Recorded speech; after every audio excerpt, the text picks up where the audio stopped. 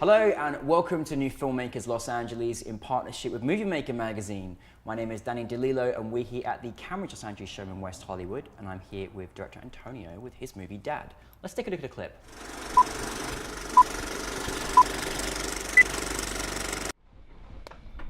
Carlo, por favor. What? Where have you been? I haven't heard from you all day. No. You didn't return any of my calls? I was worried, Arlo. Arlo! Are you actually trying to play dad right now? I'm your father, eh? You're a liar. Antonio, it's great to see you again. You as well. We'll explain about that story, but for those that haven't seen Dad, tell us a brief synopsis of your film.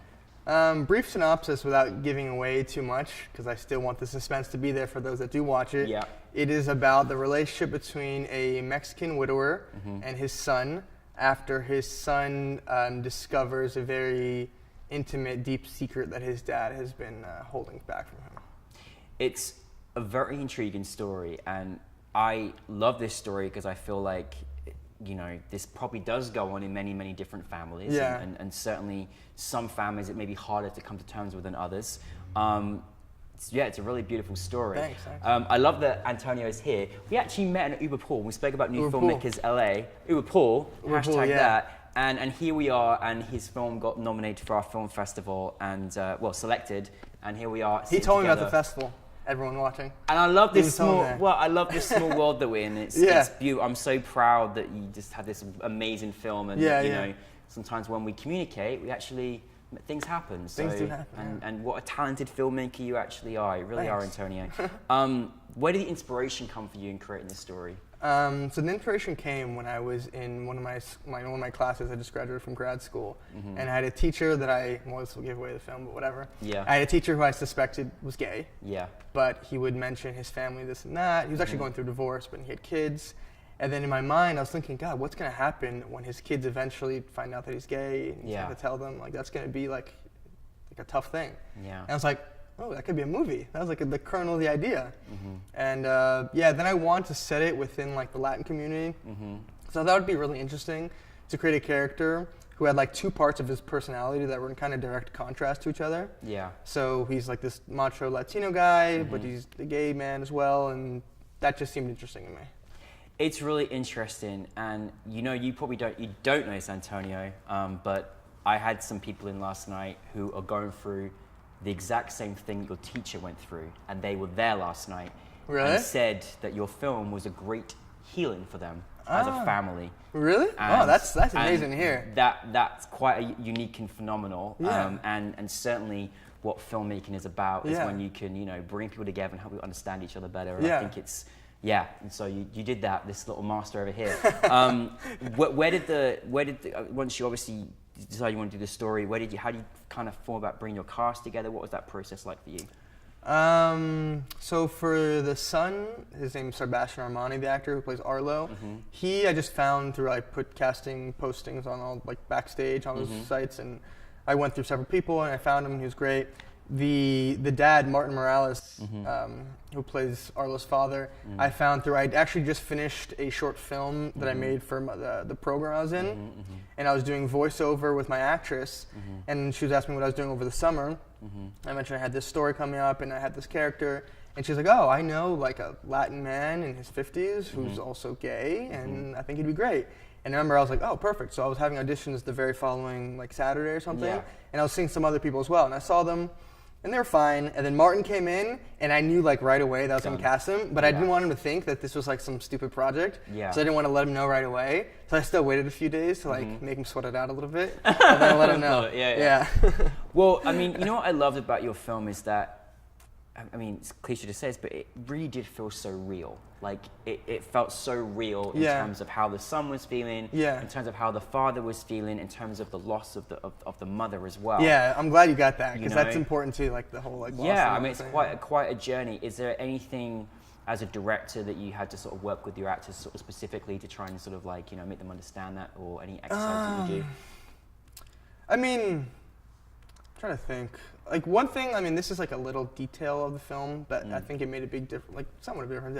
At the end, there's like a speech that the dad gives that ultimately gets his son. And this wasn't me. This was more like I think Martin's experience as like a gay man. Yeah, it's a beautiful moment. Yeah, so he gives a speech, kind of putting his heart on his sleeve to his son. And the way I had scripted was like he said something like, "I'm tired of the pain," but Martin's like, "I think you should change pain to shame."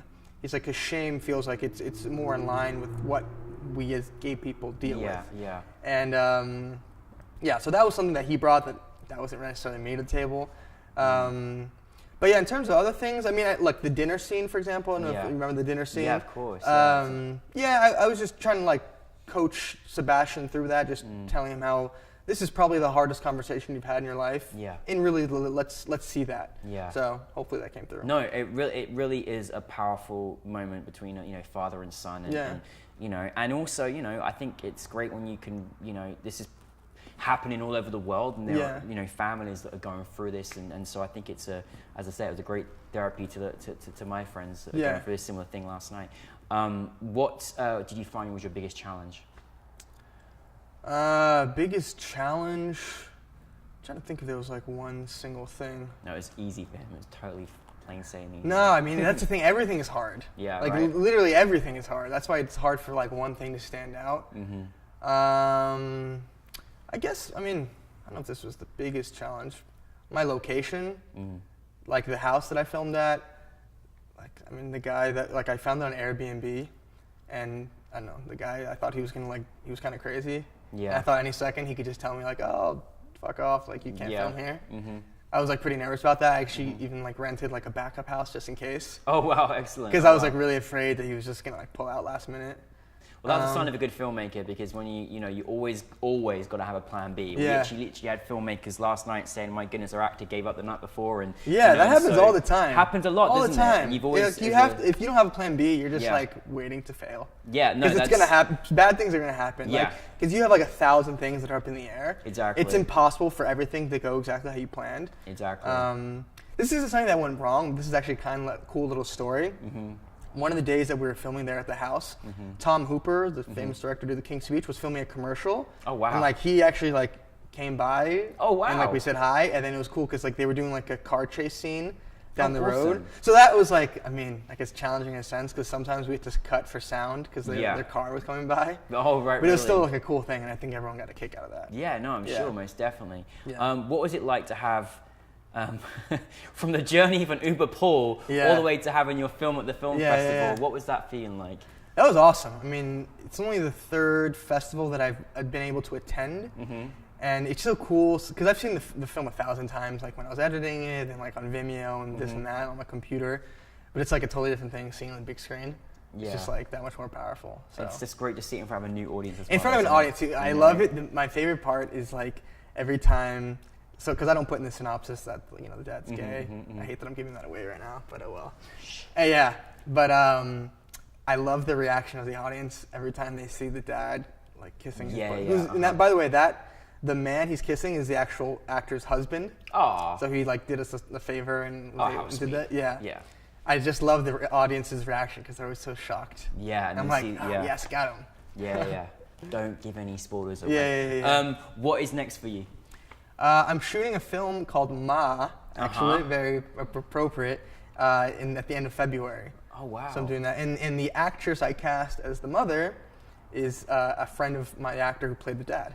Oh. So it's like all my actors I'm finding through actors I worked with before. Keep it in the family. That Keep sounds it in the good. family, That's really, really good. Well, listen, I am so delighted that you shared Dad with us. I think it was great for everyone to see. And again, really appreciate, what different families may go through, but there is resolution. Love always wins in the end, and that's the most important thing. So thank you, and I'm looking forward to seeing your next film. Sounds good. I will be submitting it. There you go. See, that's it. New Filmmakers family. There you go. Thank you very much. Bye-bye.